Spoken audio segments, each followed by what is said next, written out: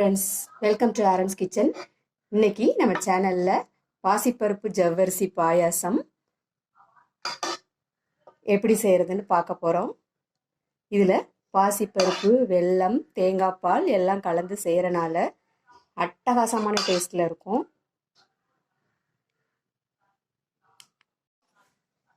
சூப்பரா இருக்கும் பாசிப்பருப்பு ஜவ்வரிசி பாயாசம். வாங்க எப்படி செய்யறதுன்னு பார்க்கலாம்.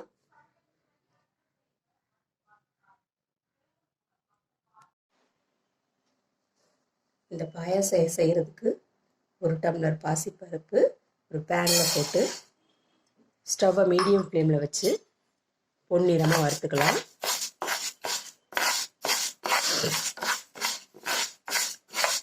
ரொம்ப கருக விட்டக்கூடாது, லைட்டாக பொன்னிறமாக வறுத்துக்கலாம். பொன்னிறமாக நல்லா வாசம் வர வரைக்கும் வறுத்துக்கலாம்.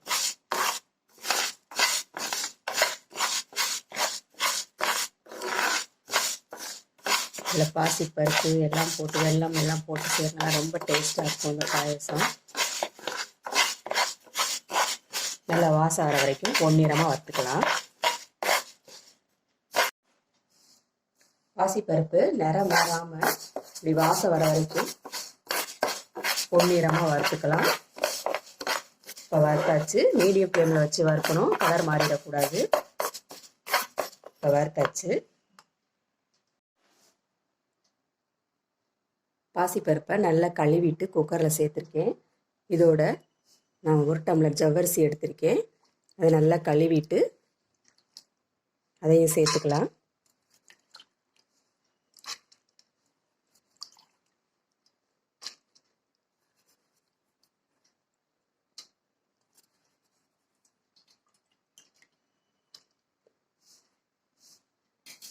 இதோட தேவையான அளவு தண்ணி ஊற்றிக்கலாம்.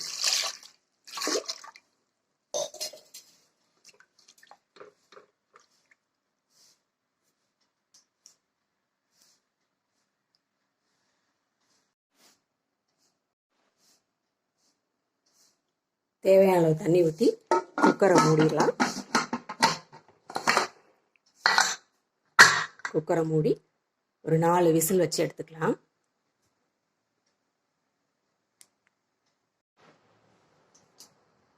இப்போ 4 விசில் வந்துருச்சுங்க. குக்கர்லேருந்து ஓப்பன் பண்ணிக்கலாம்.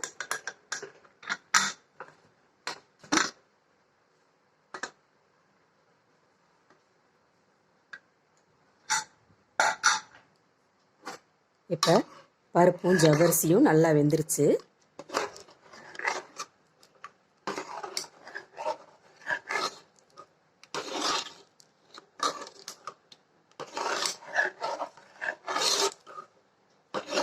சூப்பராக வெந்துருச்சு பருப்பும் ஜவ்வரிசியும்.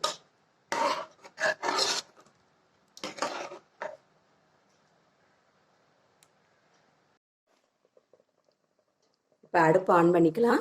ஒரு கொதி வந்தவனையும் பருப்பு எடுத்து அதே டம்ளரில் 1.5 டம்ளர் சர்க்கரை எடுத்திருக்கேன், நாட்டு சர்க்கரை. அதை கலந்துக்கலாம். 4 ஏலக்காய் பொடிச்சு வச்சுருக்கேன், அதையும் கலந்துக்கலாம்.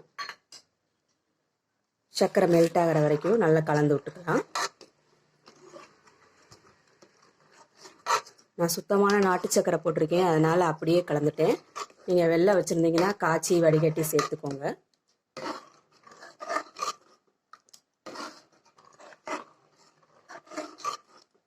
சர்க்கரை மெல்ட் ஆகட்டும்.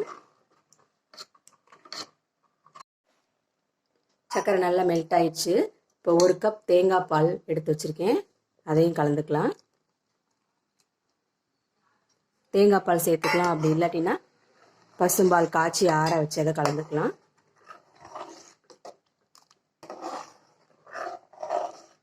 தண்ணியாக இருக்க மாதிரியா இருந்தாலும் கொஞ்சம் நேரத்தில் கெட்டியாயிரும்.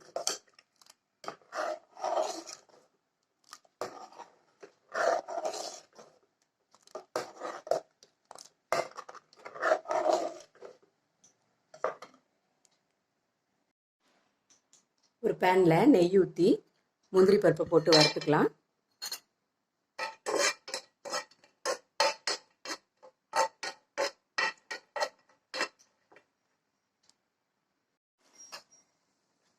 முந்திரி பருப்பு லைட்டாக ப்ரௌன் ஆனோனையும் கிறிஸ்மஸ் பழம் சேர்த்துக்கலாம்.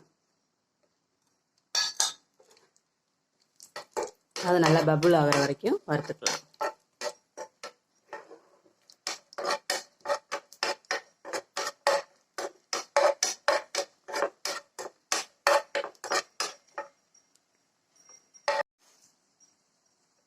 வறுத்ததை நம்ம பாயாசத்தில் கலந்துக்கலாம்.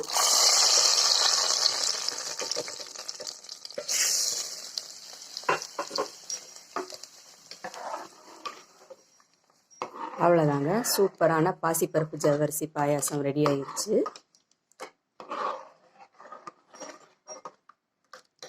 இந்த வீடியோ பிடிச்சிருந்துச்சுன்னா லைக் பண்ணுங்கள், கமெண்ட் பண்ணுங்கள், அண்ட் சப்ஸ்கிரைப் பண்ணுங்கள்.